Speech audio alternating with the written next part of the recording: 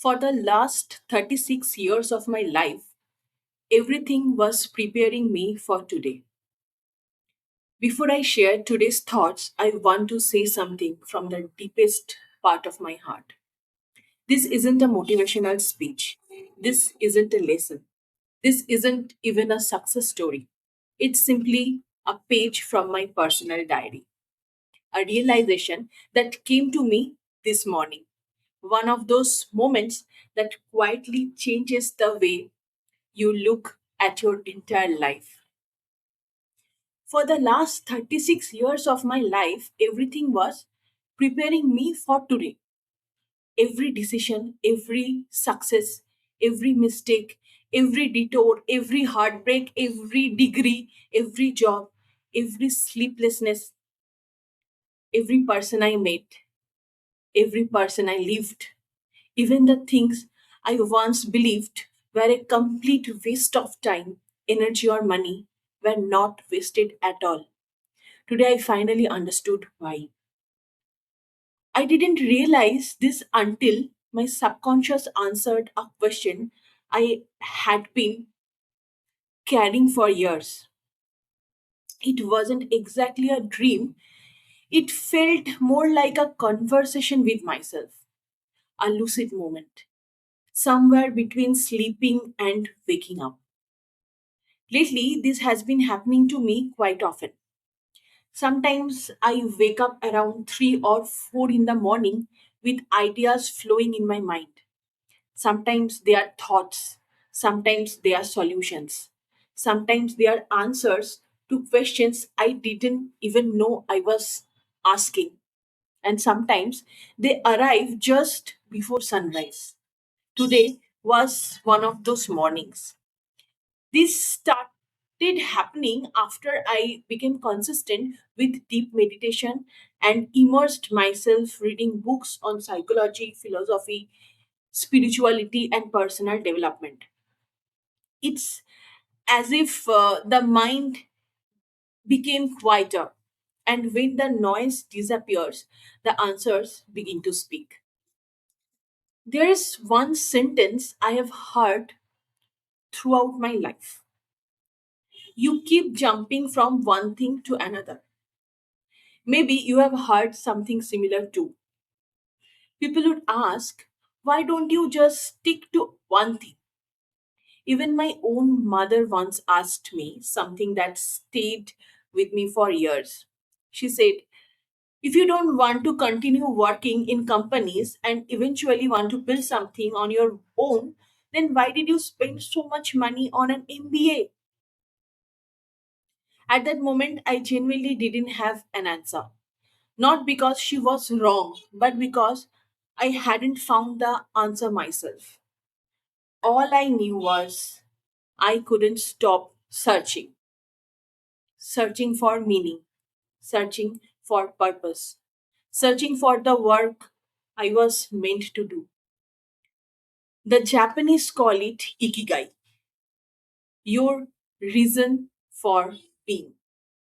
I've always been deeply inspired by Japanese philosophies. The simplicity, the discipline, the belief that a meaningful life isn't found overnight. It's discovered slowly, one experience at a time. Yesterday was Friday. I worked late into the night on what I now call my Ikigai project, a project that's very close to my heart. Yesterday, I created a tool to help mothers realize something that silently affects millions of women: mom guilt. As I was building it, I realized it wasn't just another productivity tool, it carried pieces of my entire life. Everything I had studied, everything I had researched, my corporate experience, psychological studies, meditation, spirituality, behavioral science, leadership, human emotions, years of learnings coming together into one meaningful creation. And I went to bed feeling deeply grateful. And you know what? This morning around 6:30, I woke up. My little daughter was still peacefully sleeping beside me. I looked at her for a moment. Then I almost as if someone inside me began speaking. My subconscious whispered, "Do you remember your MBA capstone project?"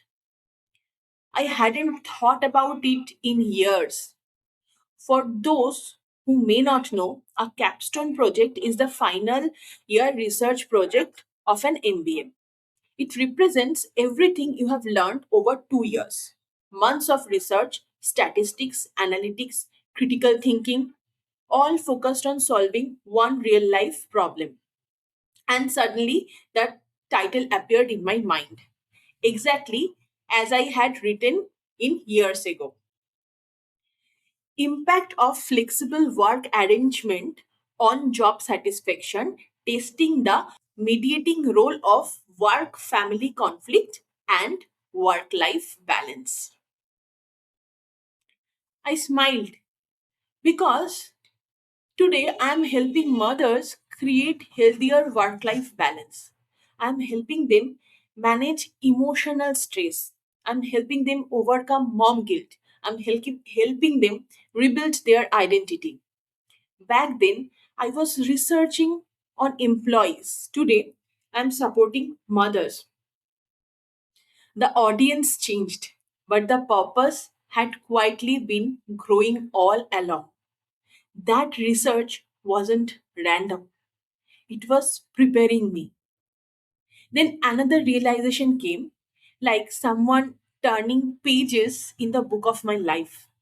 I remembered every company I worked in, every corporate challenge, every difficult manager, every late night project, every deadline, every country I lived in, every culture I experienced.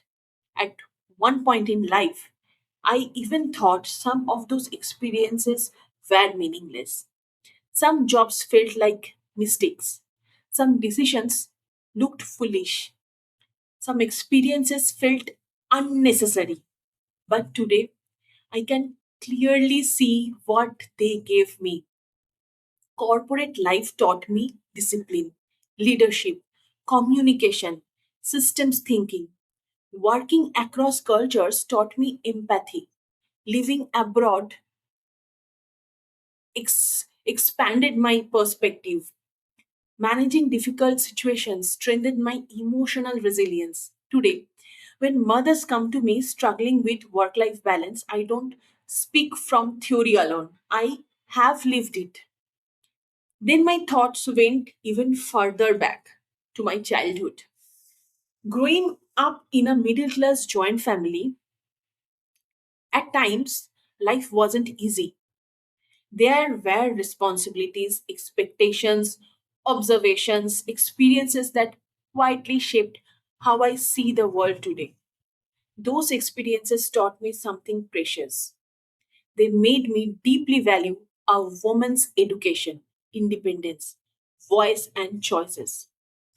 When I work to empower mothers, I know where that passion came from. It didn't appear suddenly. It was being shaped long before I realized it. And then everything connected, like dots joining themselves. Every chapter, every setback, every achievement, every delay, every disappointment.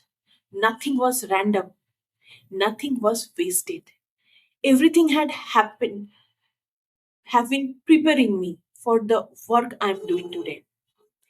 This realization also made me think about something much bigger. There are two popular philosophies about life. First, they say everything is written in your destiny. You cannot change it. The second says you create your own reality through your thoughts, choices, and actions. For many years, I believe our destination may already exist. Perhaps each of us is born with a deeper purpose, a contribution we are meant to make in this lifetime. But the path, the route, the pace, the lessons, those are shaped by our choice, our thoughts, our courage, our responses to life's challenges, our willingness to keep moving. When we don't yet understand why,